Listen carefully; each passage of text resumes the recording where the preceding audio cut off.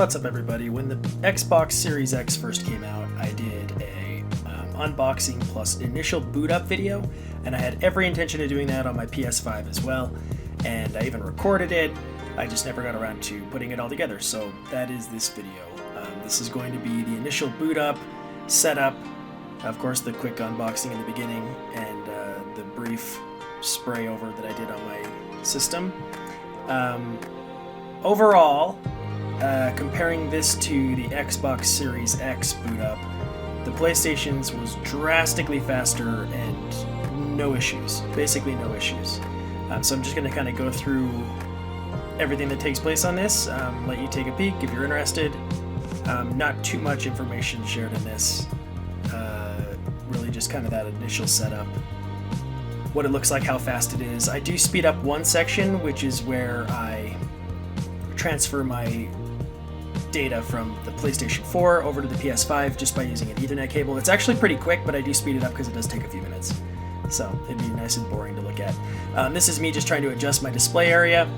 There are some few things I didn't realize when I was capturing this. I used an Elgato capture card to record my screen, and it took me a bit to realize that I'm not going to get the full video quality out of the Elgato compared to what the PlayStation's capable of and what even my TV's capable of. So it took me a bit to realize that, but you'll see a few scenes where I'm kind of puzzled as to what's happening. The scene I was just on where it was letting me choose my power options, that's for if you want to have kind of an enhanced mode or power saving mode. Of course, I'm just going to choose the full gaming mode. And here's the initial update. I believe I might have sped this up a little bit, but still drastically faster than the Xbox Mass. If you've seen my video on that one, it literally took, I think, 40 minutes to an hour to get past the update. On that, this one was mere minutes.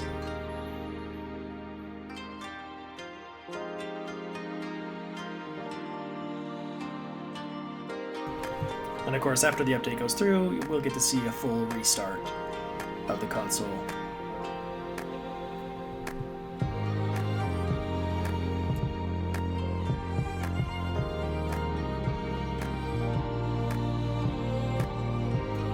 And of course, the install after the restart. Again, very fast install process.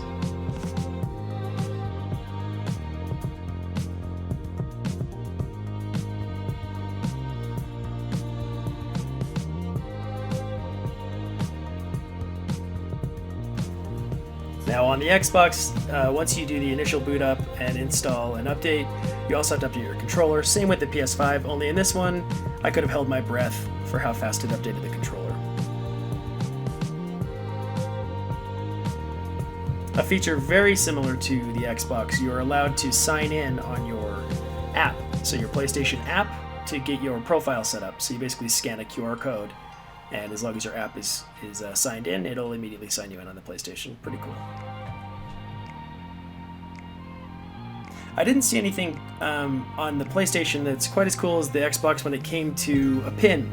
The Xbox has a pin function enabled where you can just use controller buttons to be your key, so your password. So if you're sitting there with a bunch of friends, you can enter it without people seeing what you're doing. Didn't see that on this, but it's okay, I can live. Right here, I'm trying to adjust my video display, and I'm having a hell of a time because I'm wondering why it's not lining up correctly. Again, not realizing that I have the Elgato hooked up, so I'm video capturing at 1080p, and I'm trying to get it set up for 4K.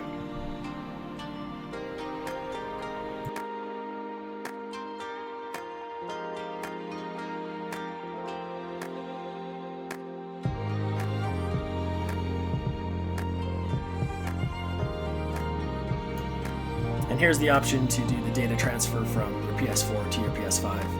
I will speed this section up because this is probably the longest part of it, but even this, transferring several hundred gig worth of files, was pretty fast.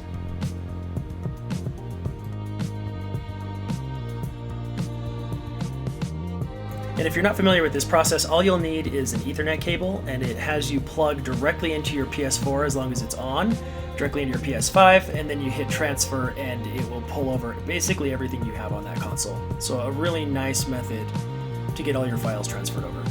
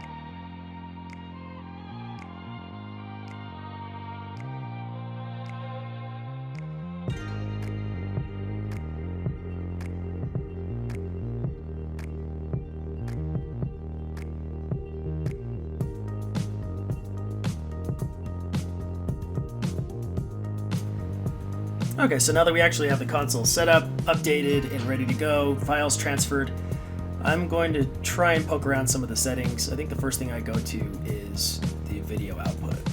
I might actually go to the themes.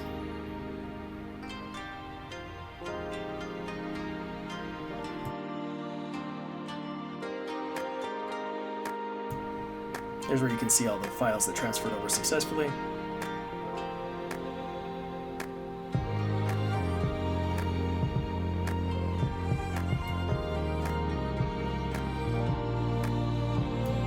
Alright, here I am trying to turn on HDR for high definition and 4K. I can't seem to figure out why it's not going through. Of course, until I realize, duh, I'm recording on a 1080p capture card and it's not capable of going to 4K. So the device, of course, recognizes that, my TV recognizes that, and it prevents it from even being an option. And of course, the PS5 app recognizes it. When I unplugged this, it did go through just fine.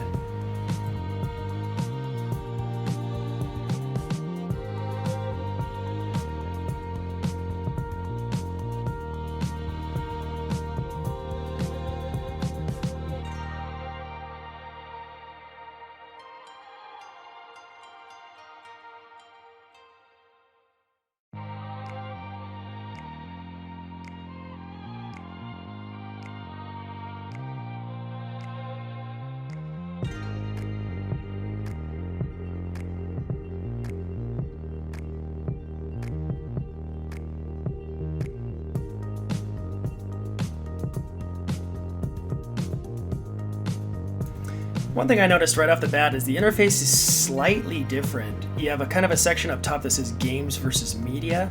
All of your TV, media related things are in that media section, and all of your game related stuff, of course, is in the game section. And then settings for the overall console is on the upper right. This is different than the normal past versions. I think we had the PlayStation 3 and PS4 were both very similar. But this is kind of a new interface. It still feels right though. Kind of thumbing through it, it also feels like a new console as you're thumbing through it. I haven't played too much with the themes. I've changed a couple of the colors, but I need to actually see if my themes from PS4 can carry over, or if those are just kind of shot. I do have a pretty cool collection of those, so hopefully they're there somewhere.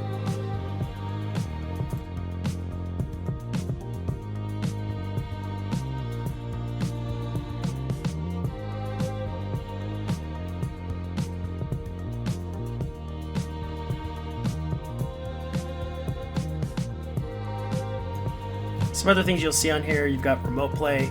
I have not set that up yet, but I'm interested to try the remote play from a PlayStation 4 to a PS5, so I'll give that a shot for sure. Maybe I'll make a video out of that. A couple other settings, pretty basic stuff that we're pretty used to, even in the capture world. I will say that when I transferred over all my files, all of my signed in accounts came over with it, so that was pretty nice.